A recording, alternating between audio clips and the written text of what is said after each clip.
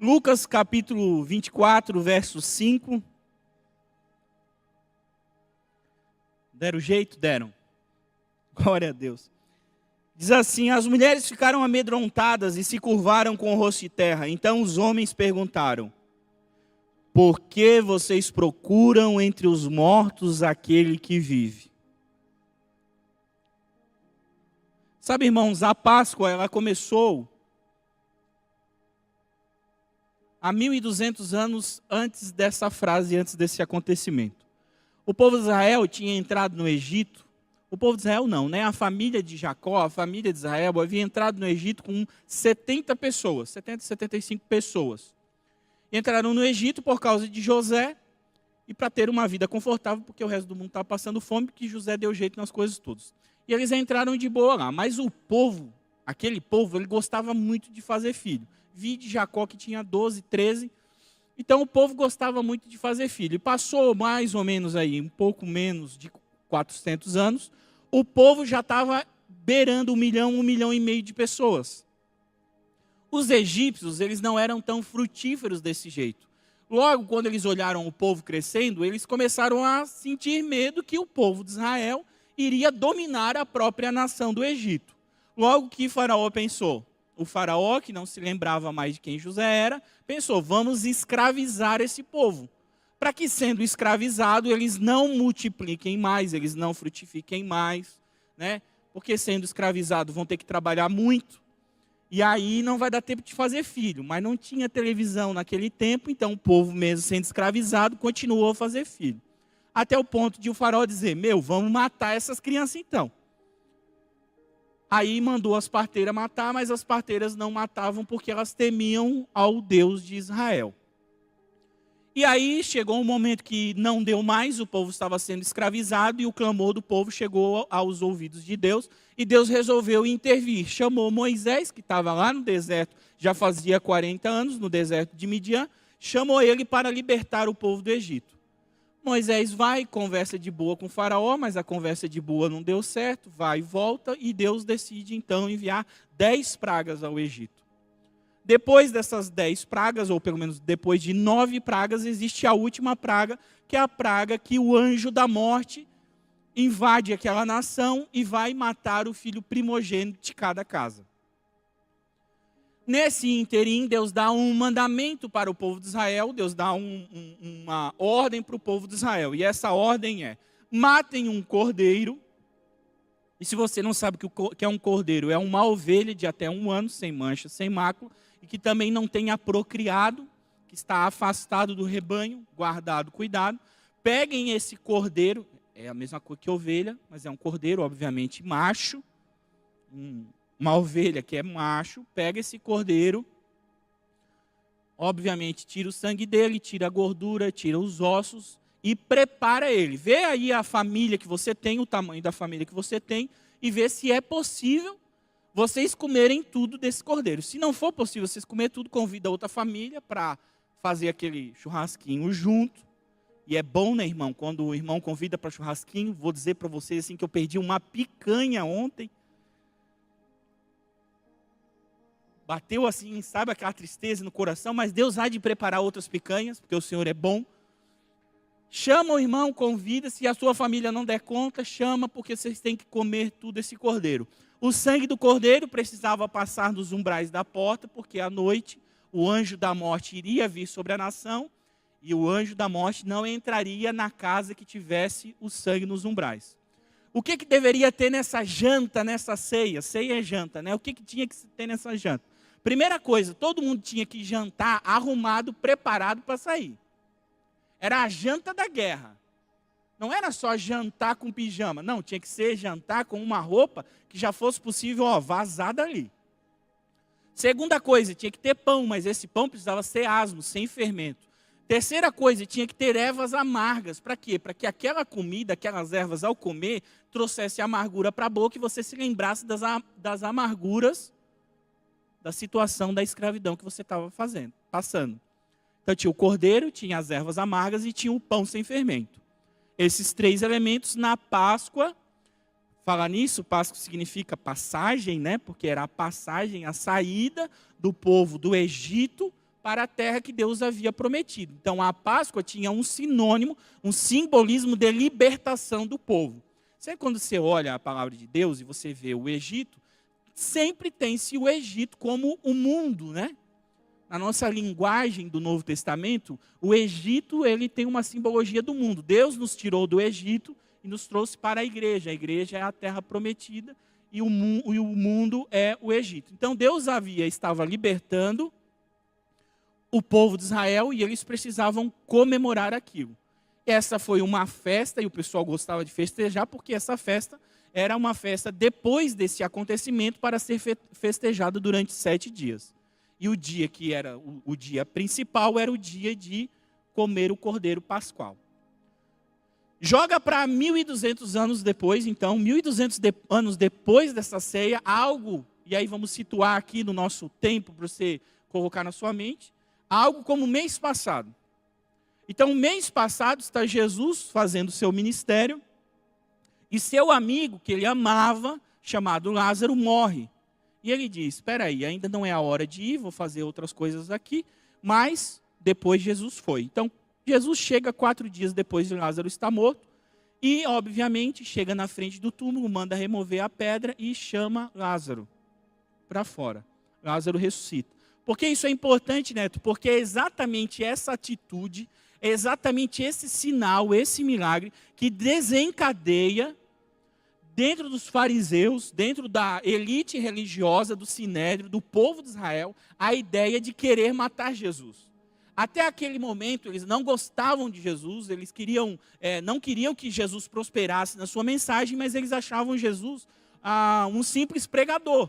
Só que quando Jesus vai a Betânia, e Betânia está do ladinho de Jerusalém, e ressuscita Lázaro, todo mundo de Jerusalém e dos arredores fica sabendo. Porque Lázaro era muito influente em Jerusalém e muitos religiosos, muitos judeus de Jerusalém vieram velar o corpo de Lázaro, vieram para o enterro. Então eles sabiam o que tinha acontecido. E agora meio que era muito difícil esconder o ministério de Jesus. Então nós estamos no mês passado, Jesus faz esse milagre, volta para além do Rio Jordão, vai lá visitar o exato lugar onde o João Batista batizava, apesar que nesse momento João Batista já tinha sido degolado por Herodes.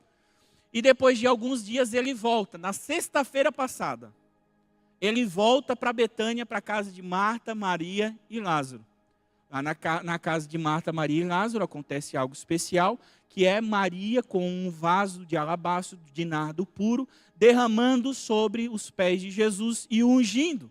E Judas olhando aquilo e dizendo, meu Deus, que tanto desperdício dava para nós ajudar um monte de pobre. Mas João, que escreveu sobre isso, diz, ele na verdade não queria ajudar os pobres, ele queria era o dinheiro, porque ele pegava dinheiro da bolsa. Então Judas era o tesoureiro do time de Jesus, mas às vezes ele pegava um dinheirinho para ele.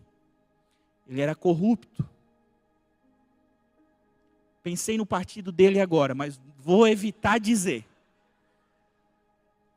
Para não me complicar, porque está filmando. Era vermelho o partido dele, mas eu não vou dizer o nome.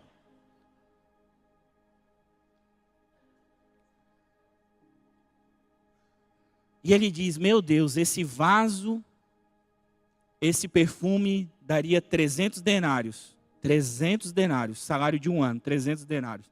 Vamos para frente, Jesus é honrado, Jesus diz, não incomoda essa mulher. Por quê? Porque ela está me ungindo para o sepultamento. Nós estamos na sexta passada, falta 6 dias para Jesus morrer na cruz.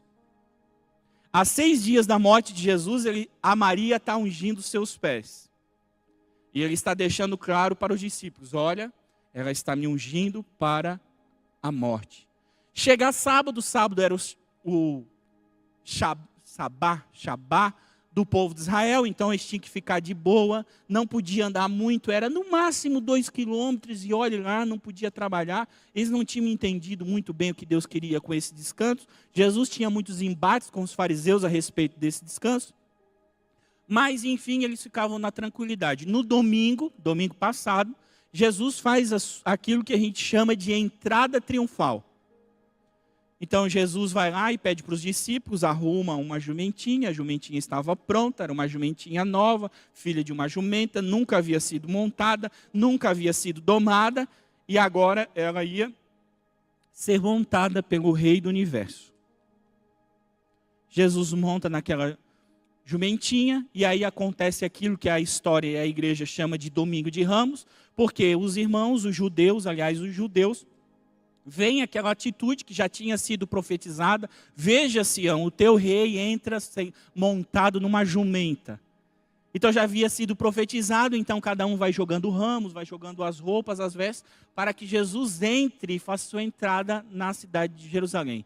Hosana nas maiores alturas, bendito é aquele que vem em nome do Senhor, e falam coisas para Jesus, e Jesus, olhando para eles, pensa: eles me louvam com seus lábios, mas o coração está longe. Aquilo que Isaías já havia profetizado a respeito daquele momento. Porque aqueles mesmos que estavam falando, bendito é aquele que vem em nome do Senhor, 6 dias depois estariam dizendo: dai-nos Barrabás e crucifica ele.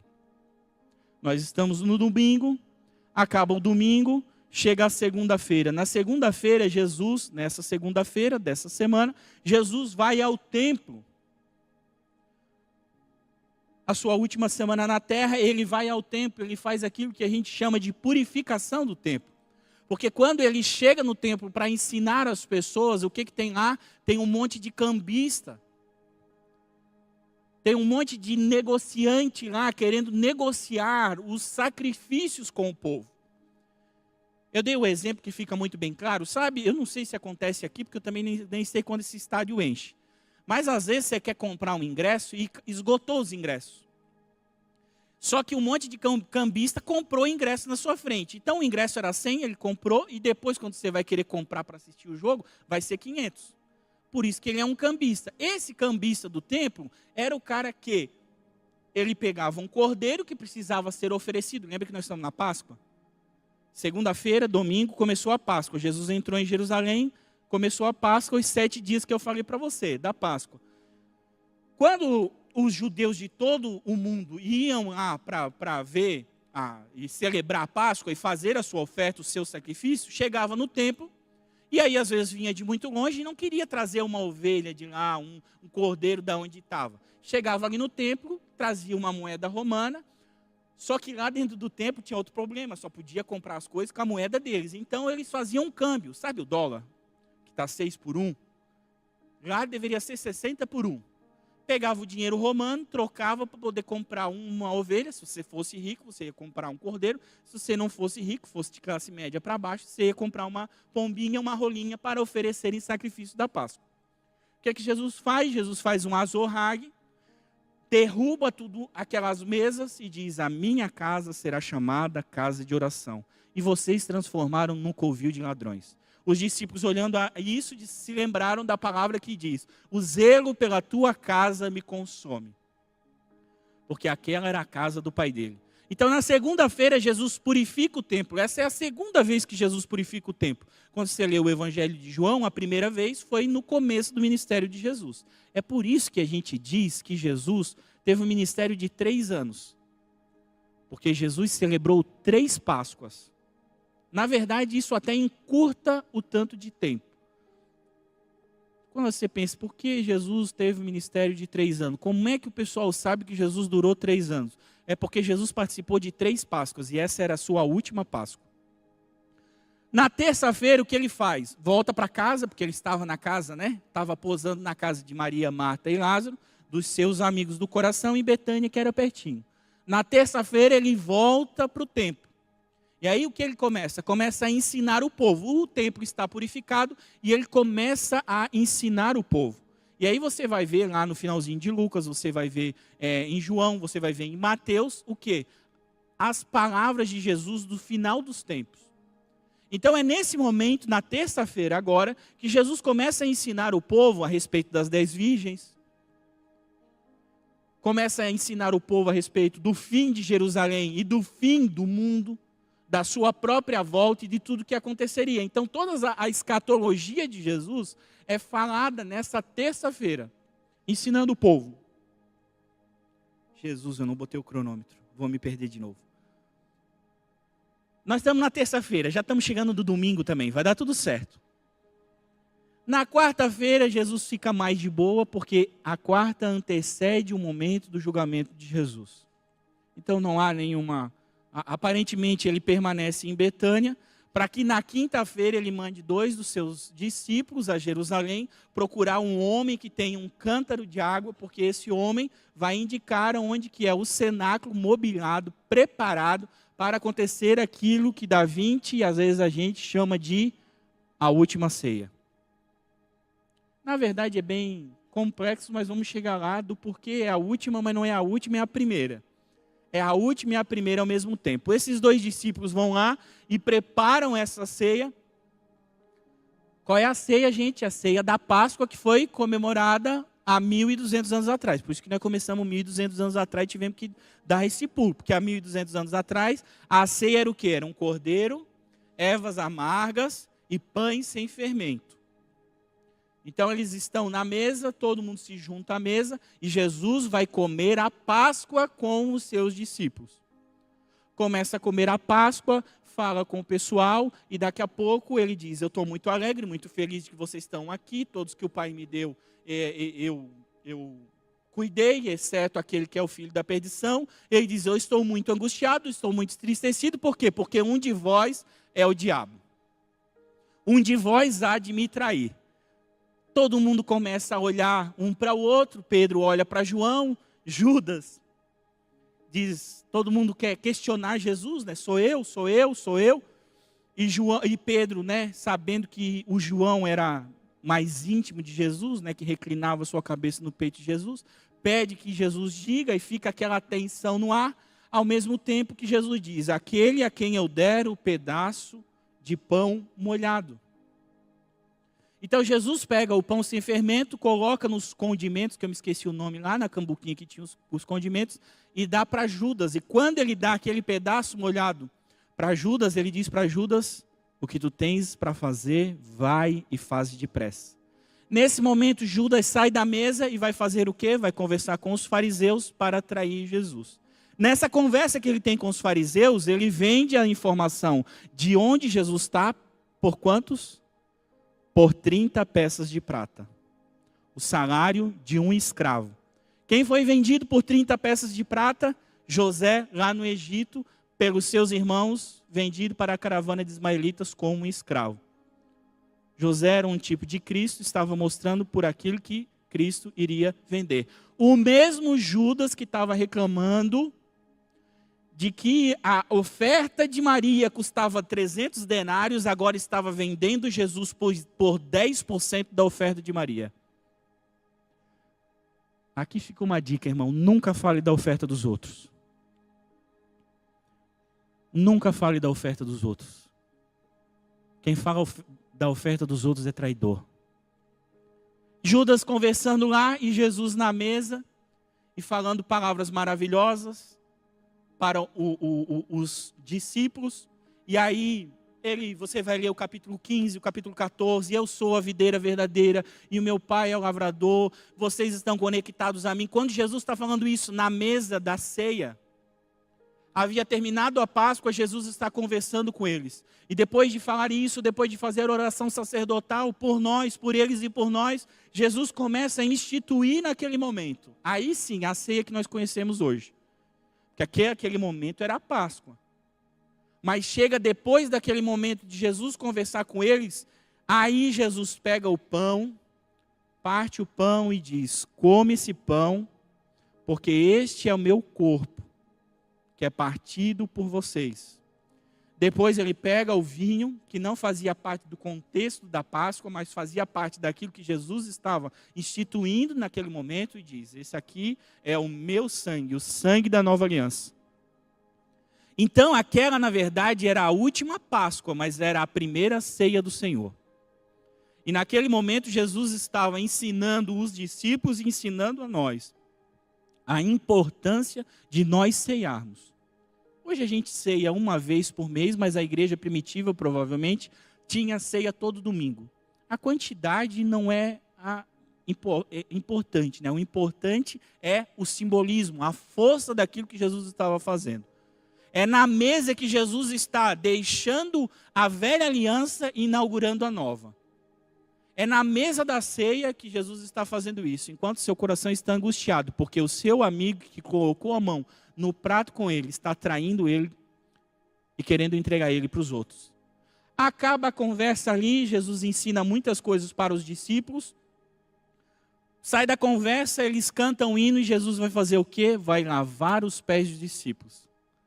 Depois de ensinar e encorajar, de falar coisas boas, de instituir a ceia do Senhor, Jesus pega uma toalha de escravo, se ajoelha e agora vai lavar os pés dos discípulos. Pedro vai dizer, meu Deus, nada de lavar meus pés. Aí Jesus disse, se eu não te lavar o pé, tu não tem parte comigo. Então me lava e me dá um banho inteiro. Não, tu não precisa tomar banho inteiro, porque tu já está limpo pela palavra. É a gente, às vezes, nesse 880 com Jesus. É que é tudo ou que é nada. Depois de tudo isso, eles cantando um hino, eles vão passar pelo vale de Cedron para ir para um lugar chamado Monte das Oliveiras.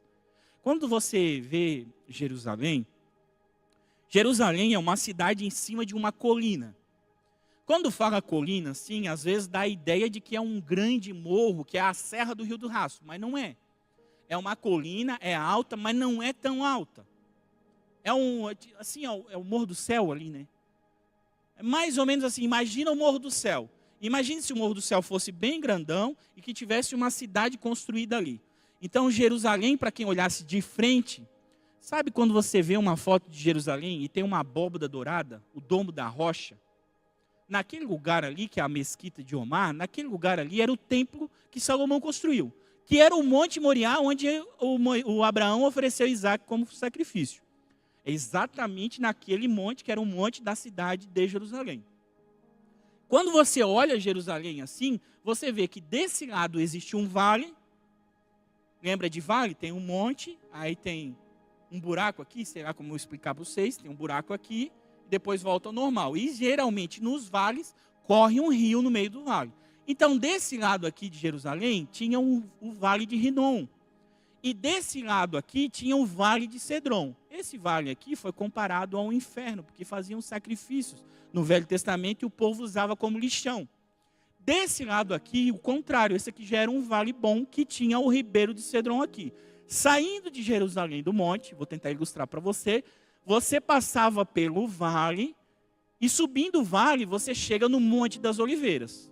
Se Deus quiser e Deus quer que você vá lá em Jerusalém, depois que tiver tudo bem calmo lá, você vai fazer uma viagem, eles vão fazer uma viagem aqui na igreja, e Deus vai te abençoar para você ter um dinheirinho para ir lá e visitar Israel, eles vão te levar no Monte das Oliveiras. Aí você vai perceber esse vale.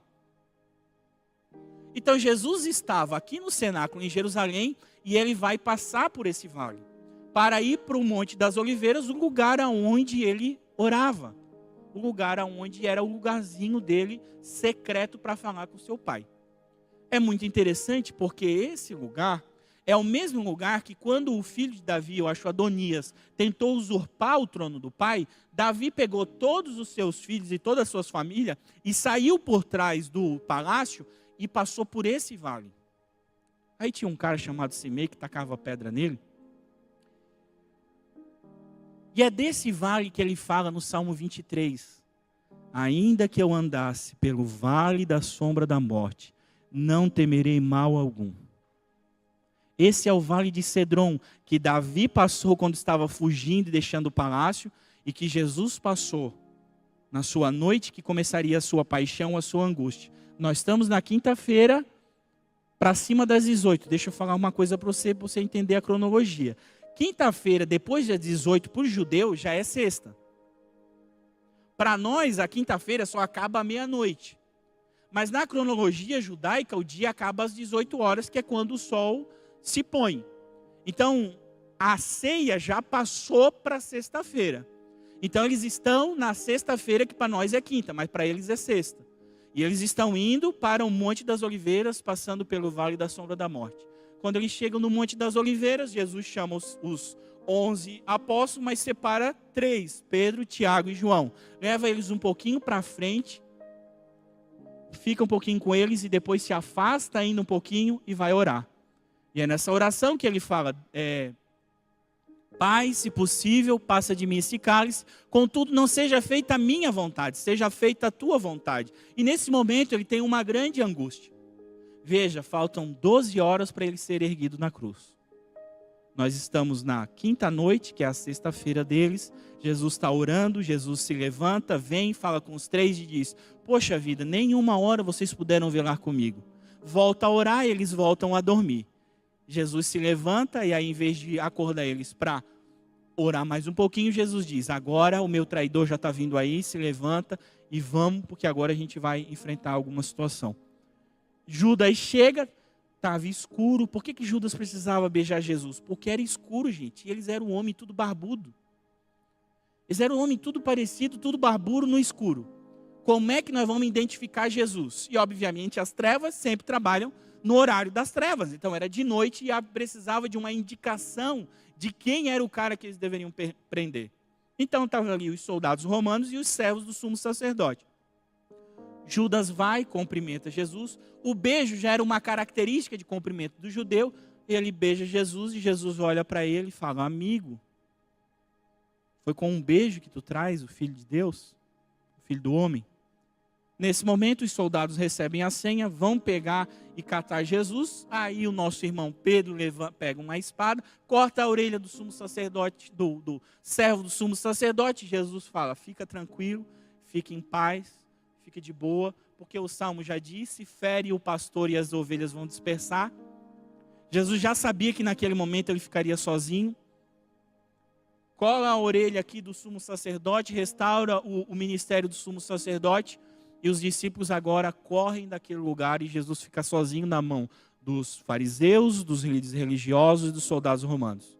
Nós estamos aí no nosso horário para meia-noite. Jesus volta pelo vale da sombra da morte e é levado até a casa de Anás e Caifás. Provavelmente deve ter apanhado, sofrido.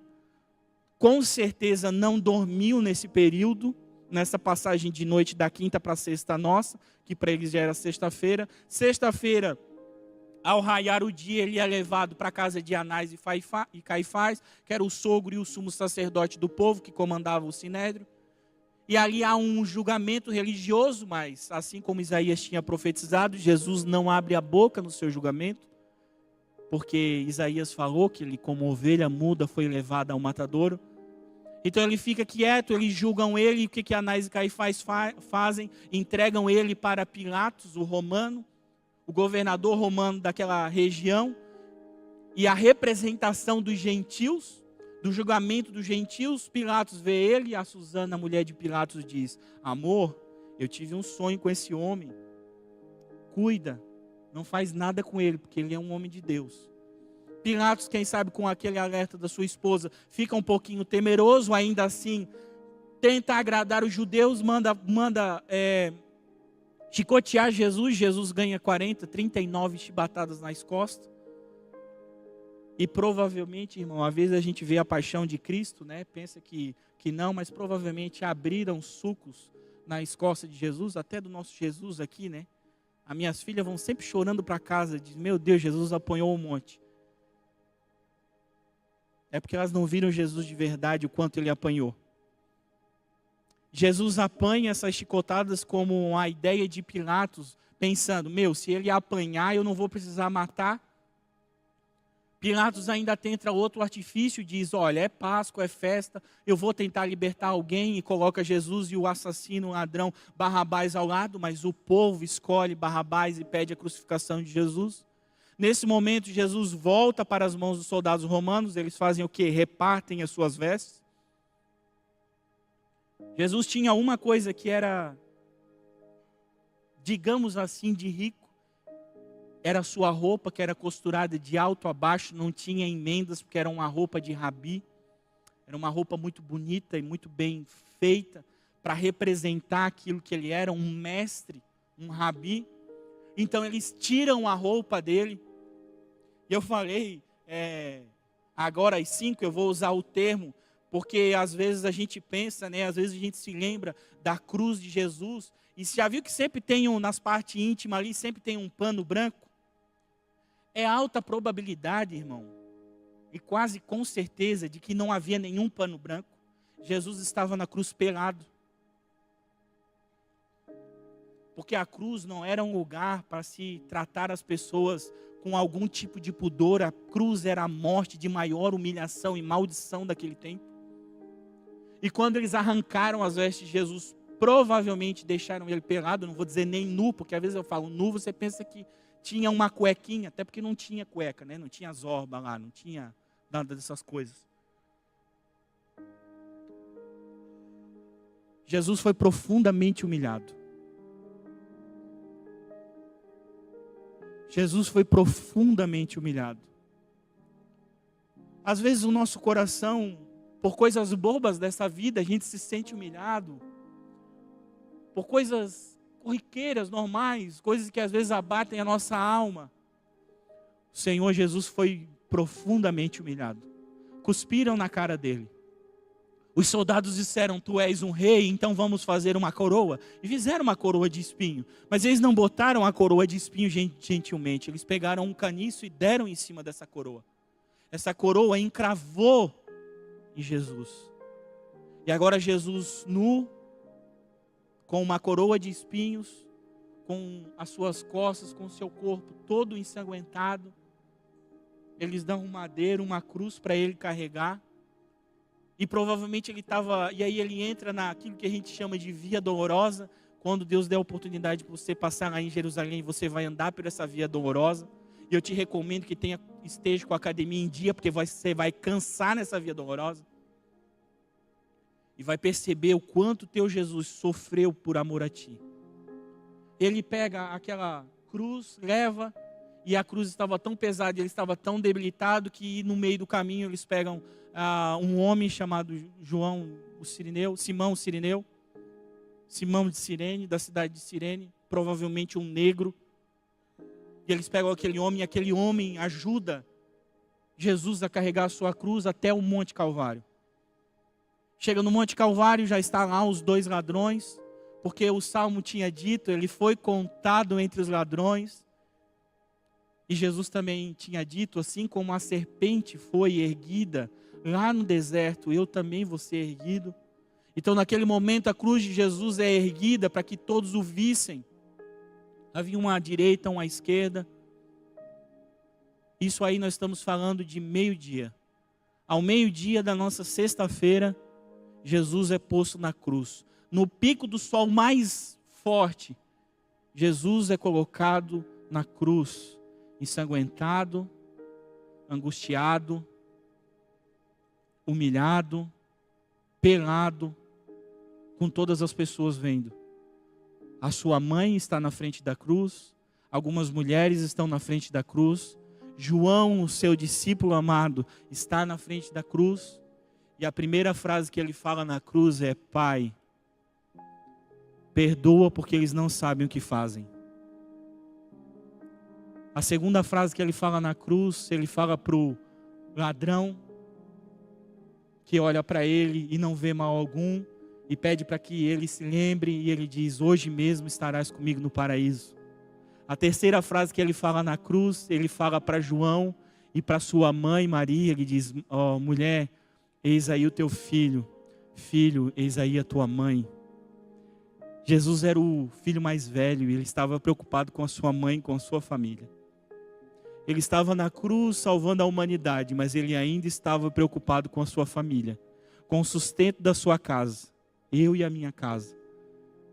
E João, um jovem trabalhador, o último discípulo a morrer, aquele que nem fritando eles conseguiam matar ele, aquele que teve revelações da qual nenhum outro homem teve, ele estava na frente da cruz. Provavelmente todos os outros discípulos tinham fugido, tinham corrido. Pedro ouviu o galo cantar lá na casa de Caifás, mas João estava ali. A quarta frase que Jesus fala é o Salmo 22. Deus meu, por que me desamparaste? Não é necessariamente que Deus estava achando que Deus o havia desamparado. É uma citação exata daquilo que está escrito no Salmo 22. Mas era por causa da angústia, do peso do pecado que Cristo estava carregando. A quinta frase é: tenho sede, porque o salmista também tinha falado que haviam colocado um isopo uma esponja com vinagre.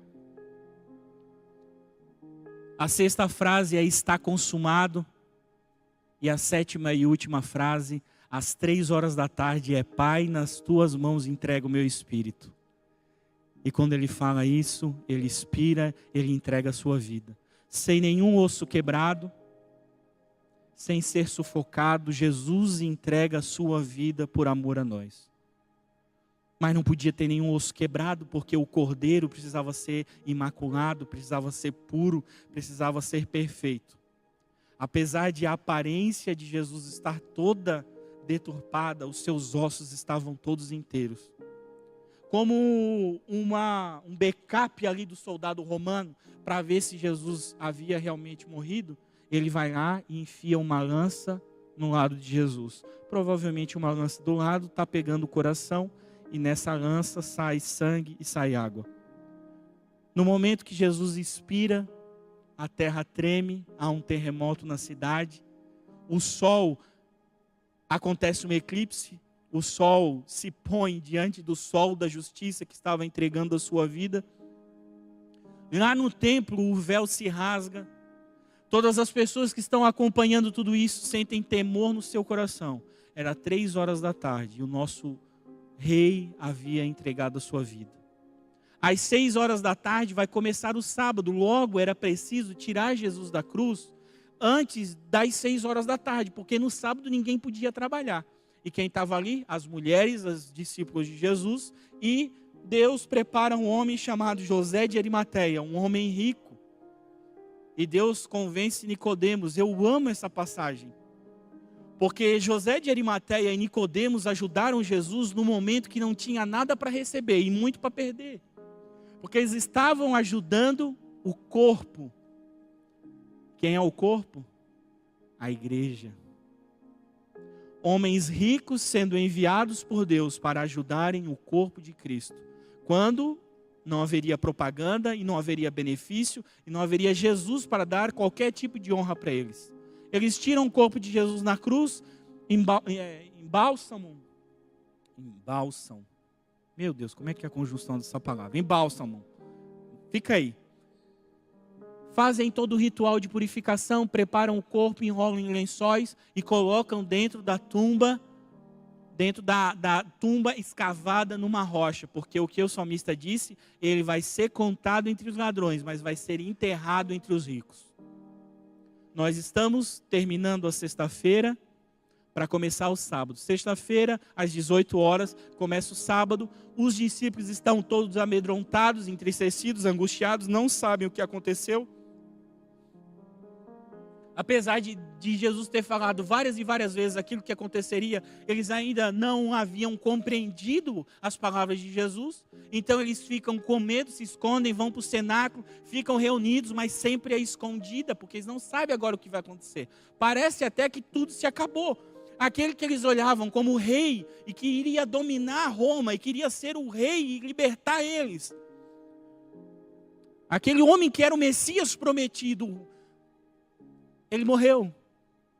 E parece que a esperança dele se esvaiu. Então chega o sábado e eles ficam tudo quietinho, respeitam o sabá, descansam. Provavelmente Jesus está no céu, está conversando com Deus, está indo pregar, como diz Judas, aos espíritos em prisões, está falando, foi lá no seio de Abraão visitar os profetas, visitar Sadraque, Mesaque e Abednego, visitar todos aqueles que creram nele antes de o conhecerem.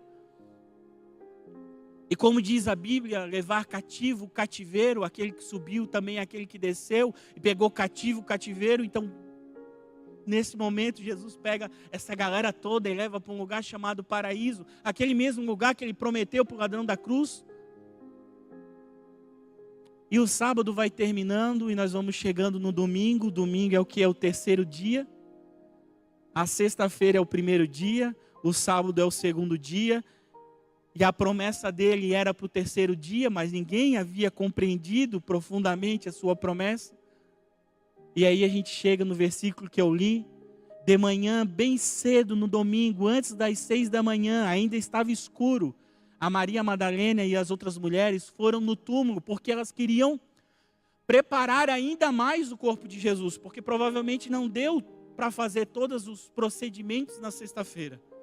Mas quando elas chegam no túmulo, a pedra foi rolada, elas entram no túmulo, elas veem que o túmulo está vazio.